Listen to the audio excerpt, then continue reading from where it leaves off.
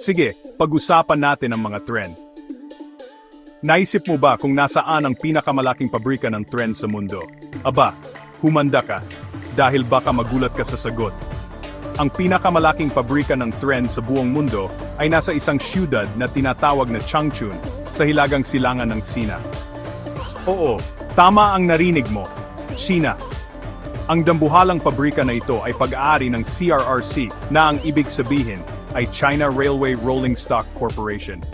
Mahaba ang pangalan, pero sa madaling salita, sila ang nangunguna sa buong mundo pagdating sa paggawa ng tren.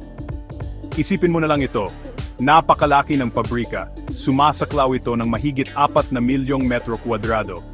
Parang pinagsama-sama ang mahigit 500 football field. Sa loob, libu-libong manggagawa at robot ang nagtutulungan para gumawa ng mga high-speed bullet train, yung kayang bumilis ng mahigit 300 kilometro kada oras.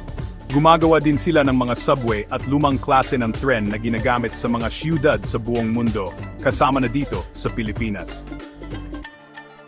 Ano pa ang mas nakakagulat? Ang mga tren mula sa pabrikang ito ay hindi lang para sa China.